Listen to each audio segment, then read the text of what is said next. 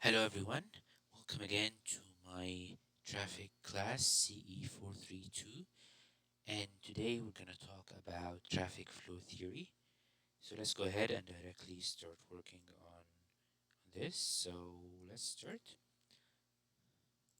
So we have talked in the last lecture or in the last video about traffic stream characteristics and traffic stream components.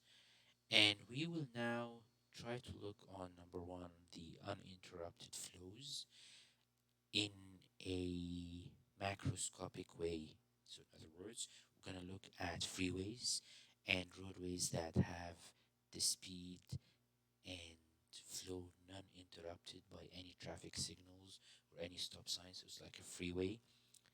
And we're going to talk about how we measure speed and how we relate speed to what we learned before, something called density and also flow. You can see here in it's called traffic flow theory. It's a very famous theory, and all traffic simulation programs deal with that kind of theory or use this theory as a main input. And we're going to find the relationships between these three components. So the main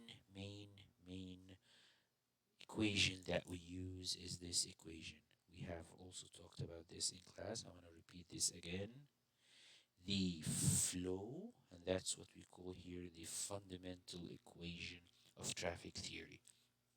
So the flow, which is in vehicles per hour, is equal always to something called the K, which is we know here by density, which is in vehicle per, if you're going to use here British, let's use here mile. If you are in other countries, you can use kilometer. So vehicle per mile times your speed. If we use mile, then speed will be here in miles per hour. This is what we call here the fundamental equation between the three components. And when we talk here about macro systems, if you remember, guys, we talked macro. Macro is like water. We look back, we look at the whole city. For every roadway, we deal with cars as not a point by point or car by car. We deal with them as a huge thing, a pack of cars together that creates one homogeneous medium of cars. So that's again the meaning of macro flow. So we try to find out the relationships between these two, and these two. And if you do these relationships, we're going to do some assumptions. This will be how it looks like. I'm going to do it one by one. And this is one very famous chart when we define traffic engineering. Sometimes in your textbook first page, you're going to find a chart like this. Shows you the equations between every two parts of these components of traffic. Again, we have three components of traffic we have dealt with in the traffic stream analysis. Number two, Q, how many cars are passing by a point every hour. And when I say here every hour, it's the rate of flow. So it's, let's we'll talk here about 15 minutes. We go there for 15 minutes, and for the maximum 15 minutes of flow, and we count how many cars pass in this 15 minutes, and then we multiply them by 4, and that will be the rate of flow arriving at this point. The speed is speed, and it's average speed here of vehicles passing by this specific point. So let's say we have 100 vehicles. What's the average speed of that vehicles? And then comes the new thing we learned just in traffic engineering, something called K, which is a density. Density, if you just take a picture it and count how many vehicles packed in the lane, it tells you how these are packed together, and we call this a density. It's in number of vehicles per mile. So we measure 1 mile and we count how many vehicles in a mile, and this will give me the density. So the traffic flow theory, we will need just to define what we call here some kind of boundary conditions. When there is no density at all, nobody's on the road, meaning that you went out there and you drove your car and you found nobody else but yourself. What will you do? You're gonna drive so comfortably, level of service A, and this will be the maximum speed. We call this speed UF. We call these guys boundary conditions. And again, it's so logic, meaning that things that we always do or always you can feel. And again, when there's nobody on the road, you're probably gonna drive as fast and as you have you're comfortable there. You have lots of comfort when you drive. So this is the fastest speed. So again, when k is equal to 0, UF is my speed or free flow speed. What is free flow speed?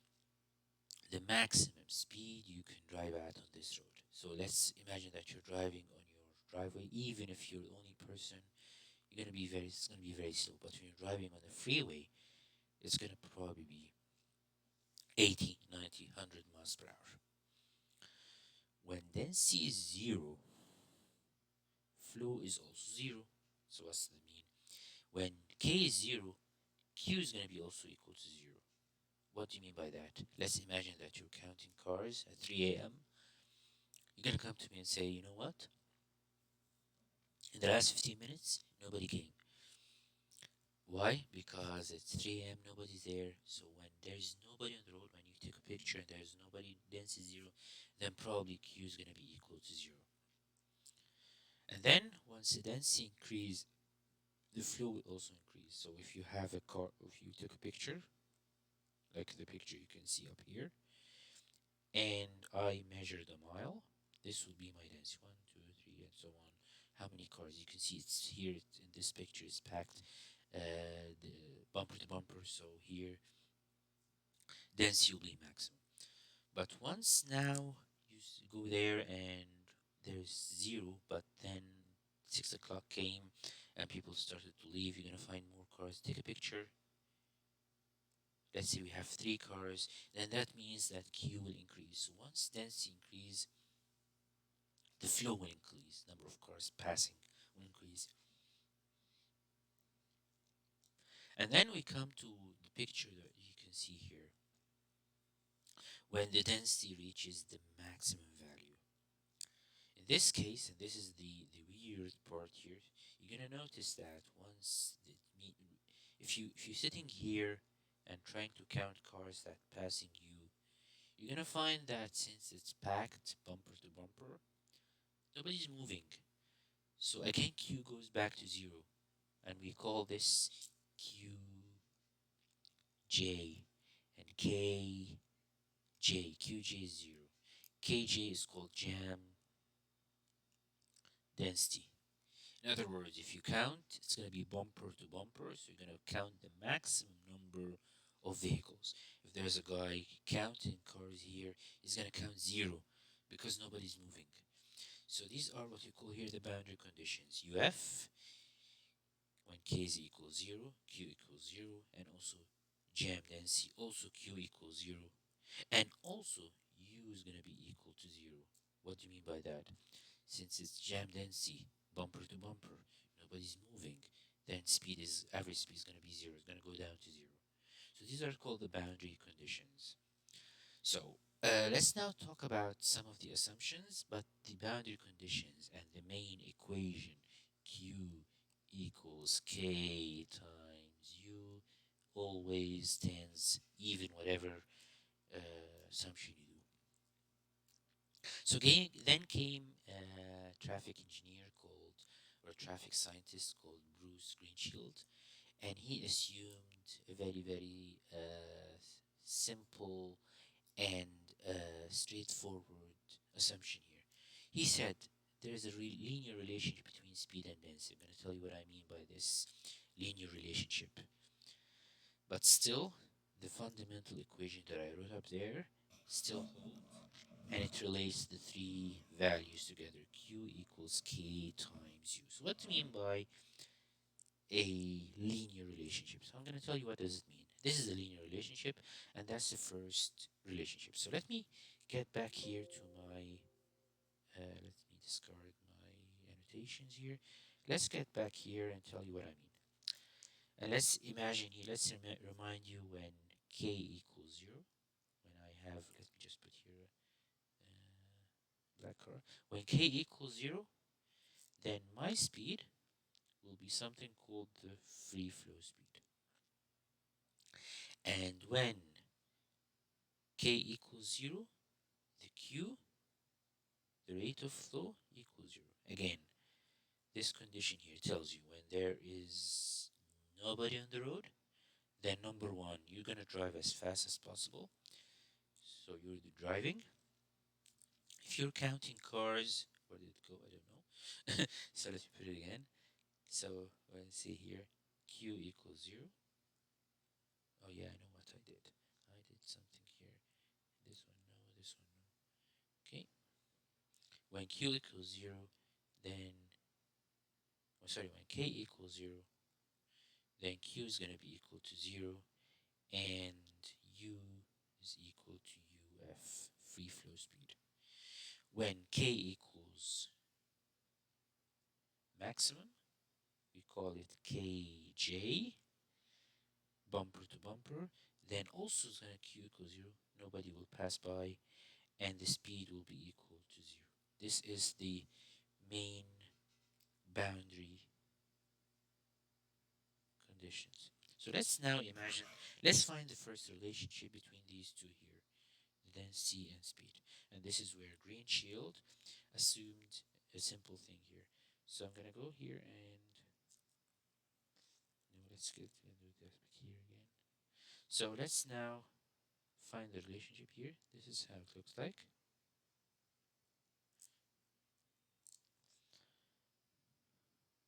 Let's put on the x-axis the values of k. And let's put here the values of u. Again, this is density, vehicle per mile, and this is u, mile per hour. So let's put these boundary conditions, and then let's figure out what Greenshield did. He said, when there is no cars on the road, you take a picture of the road, there are 0, k is equal to 0, nobody there. So this is k equals to 0. And you started driving at this condition, you're going to drive as fast as you can. So the only car will drive as fast. But you're going to tell me, well, there is one car, so k is not equal to 0. Again, we're doing some kind of a macro simulation style. Like, we're not talking here car by car. We're trying to talk about a pack of vehicles. So we're just trying to simulate one car also gives you a density of 0, just one car per mile. Imagine that. So there's no other car, you know. So here it's going to be the maximum speed possible. We call this UF, and that's mile per hour. We'll call it free flow speed. So when we have a density of 0, and then it happens that you drive there in this density of 0, you're going to drive as fast as possible. Let's talk about this condition here. When speed is 0, meaning that you cannot drive because it's bumper to bumper, everybody went there, so people will start moving. So k is not 0 anymore, people will start driving on the car, and you're now having the case of bumper to bumper. The spacing will be equal to the length of the car, meaning that people are packed bumper to bumper. In this case, k will be the maximum k possible. We call this kj, jam density. And again, it's vehicles packed in a mile. So these are the boundary conditions. And then came Mr. Greenshield and he said, you know what? I'm going to assume now that the relationship is linear. What do you mean by linear? Is that whenever we have more vehicles driving on my roadway, speed will be reduced in a linear fashion. So we just pass these two lines in a linear way. This is how we model, or the basic way of the easiest way to model the relationship between speed and density. There are other models, different other engineers, they say, you know what, no, I'm going to say that the speed goes down like this and then go back here. There are different ways to model this, but the Greenshield model is the simplest and it still works. Most of the simulation models work that. So let's now define the relationship, the equation. Let's put it in equation, and this equation here will tell me the relationship between both of this u and k. So this relationship, it will be something in my y-axis. You're going to have u. Let's say I want to know what's the u here for a k here. Well, this is a linear relationship, so it's so easy. So u, if you remember in any linear relationship, it's equal to this value here, which is the maximum u, which is the intercept, right? We call this the intercept. And then plus the slope times k. This is my k here. This is how we model any linear exercise. Let's now put it in traffic terms. So my intercept is equal to uf, which is the maximum u, this value here, plus slope. You notice here the slope goes down, so it's minus, not plus, because the slope goes down. What's that slope? Well, this slope, if the y here is uf, then the x here is going to be kj. So my slope here is equal to uf over kj, the free flow speed divided by the jam density. Why? Because this is my slope. If this is kj, this is going to be uf, right? If this is kj, this will be uf. That gives me the slope of this line. And it's going to be negative. Why? Because once k increases, u goes down. So it's an inverse relationship. And again, think about it this way. The more cars on the road, the slower speed you're going to get. Put more cars, you're going to drive slowly. More cars, you're going to drive slowly. And again, Mr. Greenshield, and let's call it the Greenshield equation or Greenshield theory, tells me that this relationship will be linear. Are there other relationships? Yeah, there are other relationships based on other researchers. They said no, it's not linear. It's a different equation, but the linear is easy, as you can see. And then I multiply here by any k. So this gives me the relationship, the first relationship between k and u. Okay, guys, let's get back to my PowerPoint here. So this is my relationship. Greenshield assume this line, red line here is linear. This is my free flow speed. This is my jam density. And u equals uf. Any u value equals uf minus uf over kj times any value of k. If you look at the curve here, this is Greenshield relationship. And this is actual data from actual road. Real data. You can see here, if we do some statistical analysis, when I say here, I'm talking about regression analysis, it will give you a straight line. So we're going to assume it's a straight line, a trend line of a straight line, and it will give you here a value. Once you have here this data, you look here, this is my free flow speed. So this roadway, my free flow speed is 40, and my jam density is 270 vehicles per mile.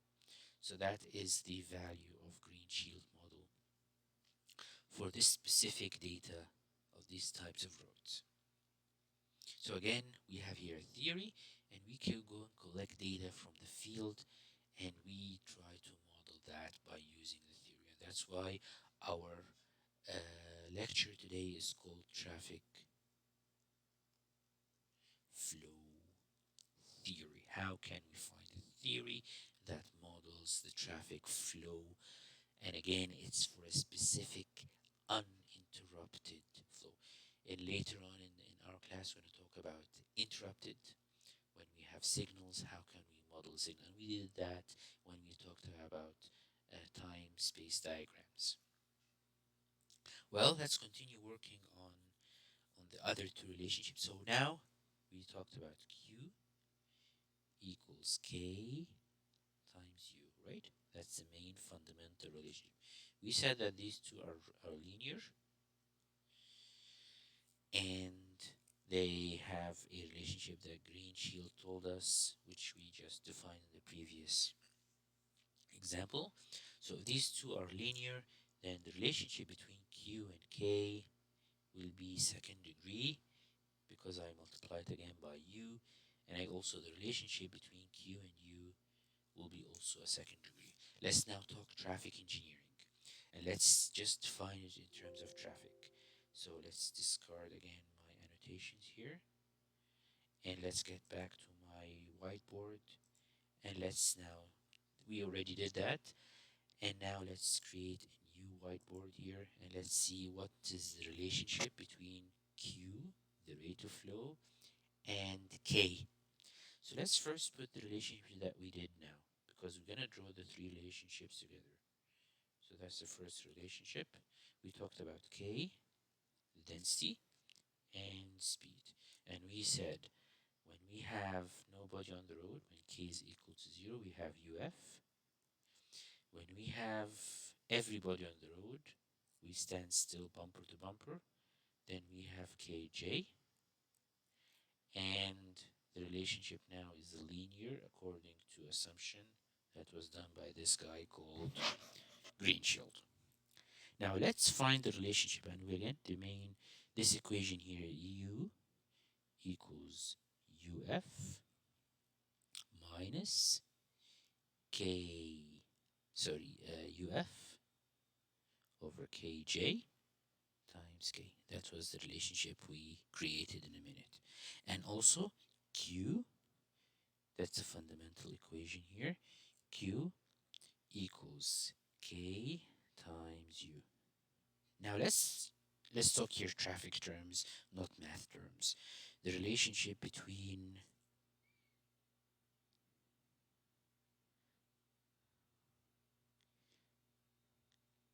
K and Q now. The relationship between the density, how many cars are packed, and how many cars are moving once you are counting cars, or how many cars are being passed by the lane for different conditions. And this is the most interesting curve out of the three of them. So let's imagine again the boundary conditions. Let's imagine that there is nobody on the road, 0. When if you went there, you're going to drive as fast as possible. So if you're counting cars, you probably just counted the other guy who's driving so fast. So it's almost 0. Nobody's out there. So when K is equal to 0, Q is going to be equal to 0. And since this relationship is linear, since these two are linear, then the relationship in each one of that, since I have to multiply by K here, or U, then each one of these will be second degree. When I say second degree, it's a parabolic relationship. So what I tell you, what's that mean? I'm going to show you in a minute. So once now starts cars starting to go to my road. Once cars will start going to my road, it means that we're gonna have more cars packed on the road. So we have here, and the guy counting the cars, he's gonna be counting more cars. So the more cars going is like this, and it's gonna be a parabolic relation. It's gonna be a second degree, a curve, till it reaches a point where the lane cannot pass more cars at all. In other words, the number of cars wanted to move, they are maximum that this lane can handle. And at this point, you notice here the speed is going down. There is a point where speed is going down in a really bad way, and you're not counting more cars, you're going down again. Why? Because you are stacked more, but because cars are getting slower, you're not counting any more cars or counting less cars. This point here should be, let me do back again. Let me undo this to make it look good. So here, this is my kj.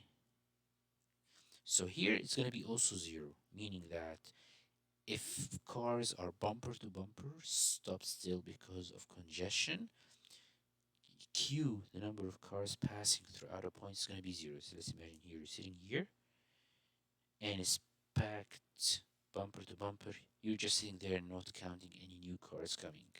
So it's going to be 0.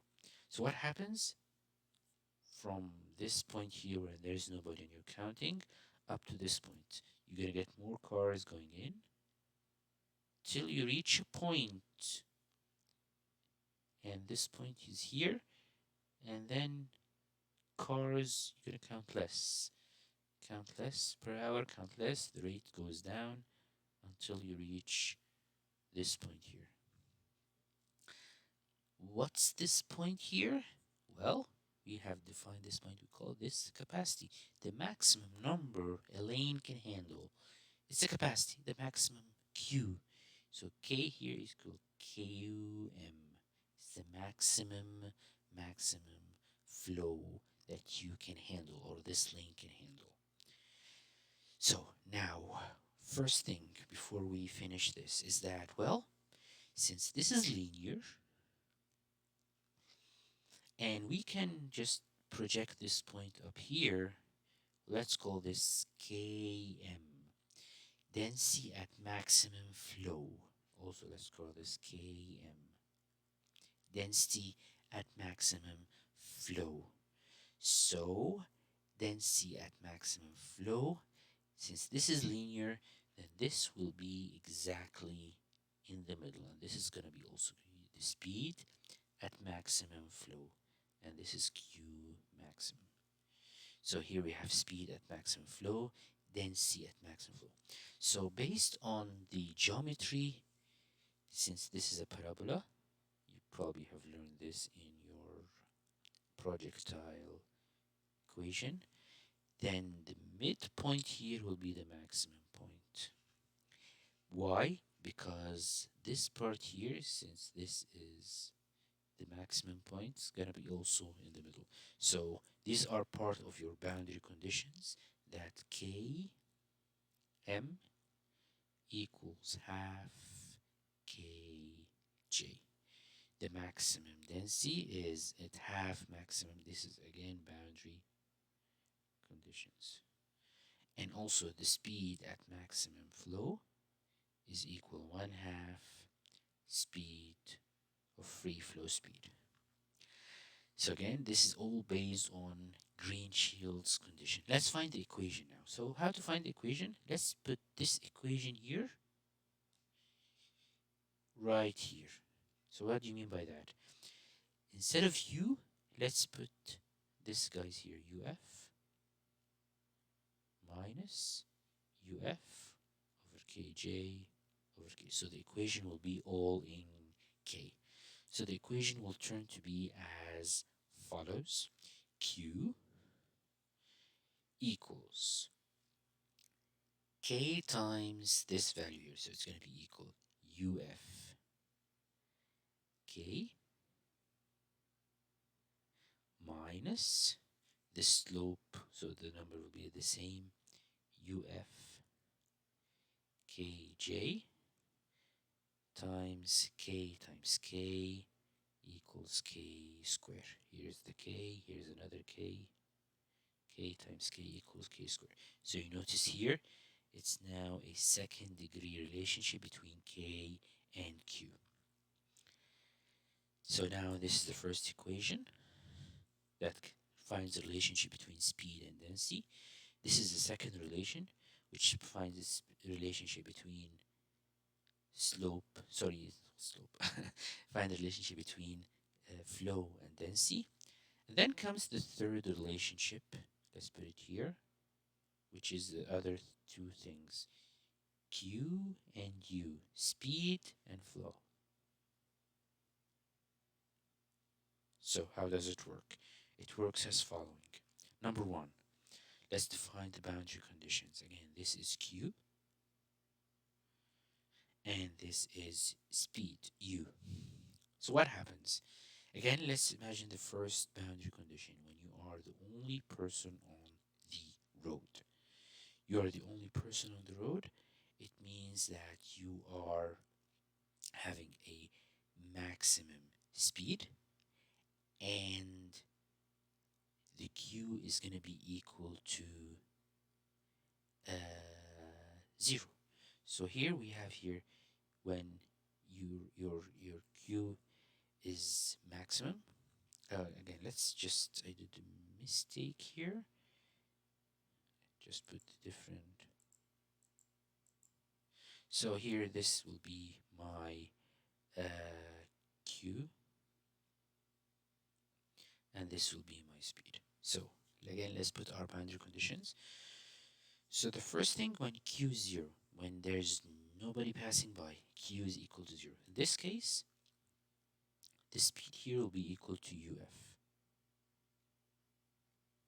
the maximum speed. So what happens? You start putting more people on the road, speed will definitely go down. The more people driving next to you, the less speed you're gonna drive with. Until you reach a point, again, this point here, remember this point here? And this point is called the Q maximum, which is equal to my capacity. Capacity, not O. Let me just make this an undo. Okay. And then you start going down again. But speed is still going down until you reach your jam density, bumper to bumper, where Q is equal to 0, nobody's passing by, but now speed is equal to 0. So this is called the boundary conditions, and if you want to find the equation, Q, let's now instead put the value of K here. So Q here is equal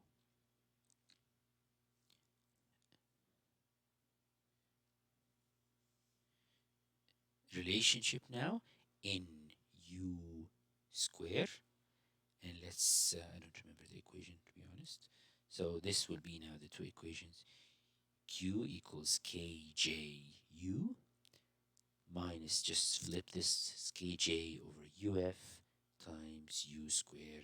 And that's the second relationship between Q and U. So let's get back to my presentation here. And the third relationship is the parabolic one I told you about. So we have two parabolic equations and one linear. Q equals free flow speed times density minus the slope here, which did free flow speed over jam density times whatever density you want square. So again, this is the relationship. This is shows you here a parabolic relationship between K and Q. Again, this equation always holds. This is the fundamental relationship. Let's talk again about the boundary conditions. Usually we do it by integration when we want to find any value. Why integration? Because when we have the main here, when you have here u, we usually integrate to calculate the other ones, and that's why it's a second degree. It became by means of integration. And we're going to find it also by some kinds of differentiation if you want to find the, especially when you find the max. What do you mean by that? When we have here this curve here, and we remember Q is equal to UF times K minus UF over KJ times K square. So if you want to find the slope of any point of this line, in other words, when you want to find the maximum value here, we find dq over dk, and this slope is equal to 0. We're going to find 0. This was one way to find where exactly is the maximum flow. But the boundary conditions helps us. So we have, it wasn't an assumption, it was something that we do by geometry, that it's exactly going to be in the middle. We can do it by means of the boundary conditions, the jam density, the free flow speed, and the maximum flow. We can do this by differentiation, but it will give you the same value. And this is what we call here by differentiate dq by du or dq by dk, and it will calculate here. And you're going to find something if you did this differentiation is that the speed at maximum flow is equal 1/2 of free flow speed, and also the k, the density at maximum flow, is 1/2 of kj. But, and we did it just by differentiating the first one and the second one. So this is what we call here boundary conditions. But if I put them in my fundamental equation, what do you mean by that? We know that Q equals K times U. What if we have here, what is the Q at maximum? In other words, what is my capacity, right? Capacity is maximum Q. Isn't it equal to Kj over 2? Let's put it another way. Let's put it this way. My capacity equals Q maximum. Isn't it equal to K maximum and U maximum, or Km and UM? But Km is equal to Kj over 2 times UM over 2, free flow speed UF over 2, which are these values here in the boxes. So this gives us what we call here the boundary conditions, is that Q maximum, which is also the capacity, equals K jam density times free flow speed over 2 times 2 is 4. This is called here boundary conditions, and it's all based on my Greenshield linear KU relationship. So let's have an example here, guys. Given the following space mean speed, so this is my speed here, and density. We have some speeds and densities of a road, and we usually use Excel regression analysis or any regression analysis to find the relationship between these two. You can do it by statistical analysis. We have skipped this in our statistics part, but we can do it using a trend line by plotting these two guys in Excel and then try to find a trend line that tries to find this. And this will be my free flow speed, this will be my jam density, and you can use that equation, putting them in a trend line. We want to find regression analysis to fit these data to Greenshield model. And once we do that, we want to find what is my free flow speed, what is my jam density, what is my Q maximum, which is called the capacity, and what is my speed at maximum flow. So what is my UM? These are the things we always want to calculate. So this is one, the statistical analysis way to do the regression analysis. So if you did the regression, this was the regression. If you put it in Excel, the data, it will give you this. This was the equation of the trend line. Let me put it in our own way. U equal 58.93 minus 0.491 K. And this is the relationship, the linear relationship between density and speed. So let's now answer the questions. What is my free flow speed? This is the maximum speed. So UF equals 58.93 miles per hour. Second thing we want to calculate now, so that's UF free speed. And then the slope. Remember, this was the slope, negative 0.491. The slope is equal to UF over KJ, but that's UF. So I can now calculate what's the value of jam density. And this is what we did here. KJ equals UF. Sorry, to find the jam density, UF and KJ is 0.491 and UF is equal already to 58.93. So here UF is 120 vehicles per mile just by dividing these two by each other. And then we want to find the capacity. Let's just directly go ahead and use ahead the boundary values since we're using, and we have to say here with Greenshield model. So it's Greenshield assuming that this is a linear. So the Q maximum is equal to KJ, which is 120 times 658.93 divided by 4. So that's the maximum flow this lane can handle based on this speed, 17.68. Another thing we want to note here, since this is my equation, 58 point something, and here 120, I want to know what is the speed at this capacity when the Q is maximum. So here when the Q is maximum, what's wrong with my PowerPoint? So that's Q is maximum. This is the relationship. This is my maximum Q. So again, we told you that's gonna be half when Greenshield holds here. So UM equals UF divided by 2. So the maximum flow, usually the speed is half, so it's 29.5 miles per hour. Let me give you another idea about this maximum flow.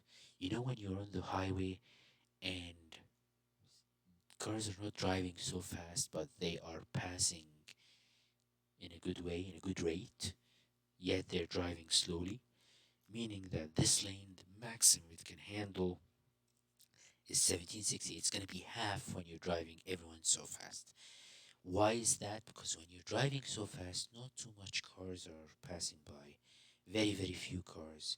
But once you reach this capacity, cars are packed by, but they are driving with this a comfortable speed where everybody can pass without problems. And that's the meaning here of this 29.5.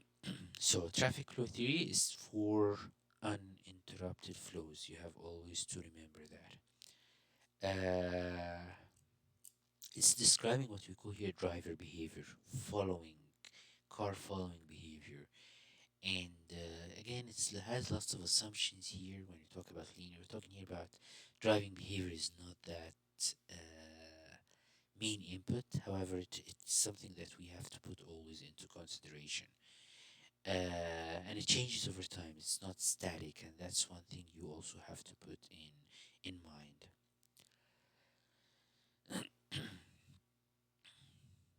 So here, when we let's put here the same equation. You notice here we talked about if it's water, but actually it's not water. These are cars driven by people with some behavior. Driver react to higher densities and higher flow. They slow down. So here, when we talk about driver who perceives space operation, but now what happens when we have actual data? And this is now we're going to compare to actual data.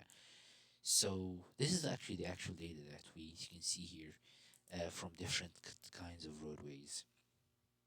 You notice here something. I want to pick up something from this. The relationship between speed and flow. Actually, what happens does you're driving with a very fast speed and there are more cars on the road. So here density starts going up or flow actually starts going up. Actually, people do not slow down. People don't start slowing down unless it's really, really congested. You can see these points are actual relationship between flow and speed. Speed will start actually going down once you get almost to 150, 1500 vehicles. So it's again, we're talking here about theory and what's actually happening. Another thing is that, remember when you said that the relationship is linear? Well, this is the actual thing happens. Speed is still high even though when we have higher density and then suddenly it's going to move down. So it's not actually a linear relationship like we assumed. And because we have driver behavior, drivers still tend to drive fast even though there are other cars on the road. And they follow each other when they're driving fast. So it's not actually as theory, but theory is the best to represent what actually happens on the road. So we're gonna define in traffic theory usually three kinds of regions. I'm gonna name these regions, and you're gonna notice these regions once you drive. This region over there, we call this undersaturated flow or stable. What happens at this region? You can see here the points here define actual data. When I say actual data, you went down there, you calculated the volume instead of flow, the actual volume, number of cars, and the average speed. You're gonna notice that it's very stable, it's undersaturated. There are no too much cars. When you don't have too much cars, flow is kind of regular. No issues. The speed is always related nicely to the volume. So this is how it looks like. This part here is undersaturated. And then let's just skip to the third one here.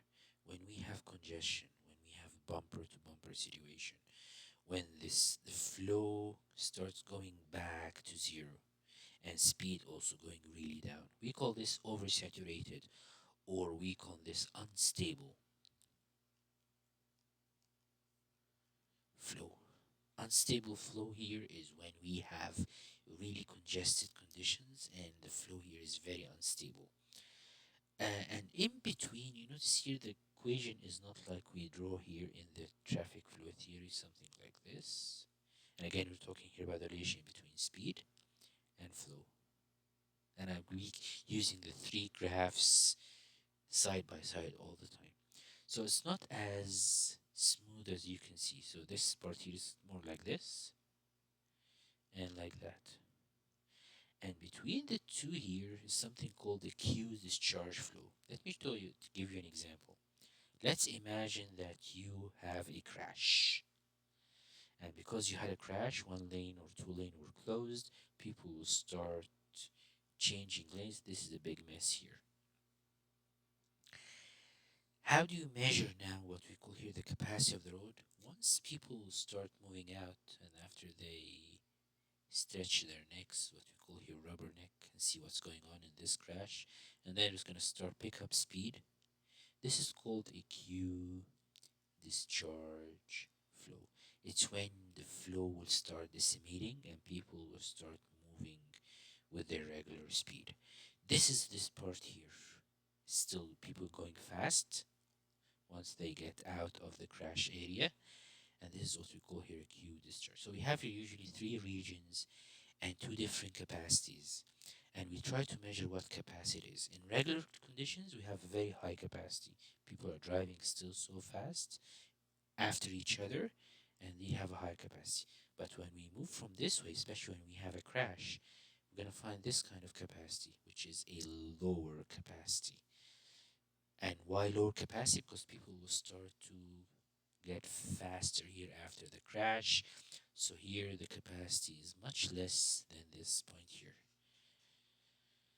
So this is called a Q discharge. This is called an oversaturated and undersaturated flow. So for undersaturated flow, the speeds are very stable. Starts reduction. You have stable speeds until you have 1200 vehicles per hour. More cars are passing by. And here the peak is around 2200 vehicles per hour per lane at about 60 miles per hour. This is the peak you can get. When does a queue form? When demand gets more than capacity. If we reminded you the exam, when we talked here about V over C. When the flow is more than the capacity, when this is greater than 1, means this is bigger than this, you're going to create some kind of a queue. I'm going to talk more about queues in this class. So V over C is greater than 1. And here V over C translates into something we already talked about, the level of service. It gives you an indication how good or bad your highway is. And then let's talk about the queue discharge flow. Vehicles departing in front of the queue and then accelerates after a bottleneck. We talked about a crash, and we have here a big mess, and then cars will start accelerating. Here we have a less capacity because people will start accelerate. This acceleration thing will cause less capacity. And that's why in the real world, the queue discharge capacity is much less than undersaturated capacity because people will start accelerate. Vehicles cannot depart the head of the queue the same rate as undersaturated capacity. Why? Because of acceleration and lower speed. Again, higher speed tend to give you better capacity and better flow. Okay, I'm gonna discuss this direct in class when we talk about different situations, and this is a really good example of something called ramp metering. It's part of the ITS solutions when we have problems on a freeway of high volumes. How can we control by means of a traffic signal of this ramp when they get into the highway? So again, this is called ramp metering. It's one way to try to control flows on and reduce what we call here a bottleneck. This is a bottleneck when people start diverging together. This is one kind of a bottleneck. So how can we calculate? And then this is here comes something that we always care about in traffic. How do you calculate this capacity thing? It's not easy to calculate capacity. It's just you go there and count cars. That's not capacity. It's much less than capacity. So we can one thing we can measure when we have a bottleneck is what is the volumes that go out of this bottleneck. So for undersaturated capacity, we carefully measure 15 minutes before the queue is formed. So this is one way to calculate this capacity for undersaturated. Before you just create this 15 minutes before this queue is formed, this is probably the highest capacity you can get. For queues, it's formed behind the breakdown points when your value of V over C, the volume over capacity, is greater than 1, when arriving demand exceeds the capacity. For interrupted facilities, queues are very systematic. For example, a traffic signal, when it's red, you have a queue. I'm going to talk a little bit more about queue length in a specific video. I just wanted to give you an introduction to that. So I'm going to talk about how do we do this queue length. I'm going to talk a little bit more about the queue theory and shock waves in a separate video. So by this, guys, I thank you for listening to this video, and I wish you all a great week and see you on the next video, and have a great day, guys, and bye bye.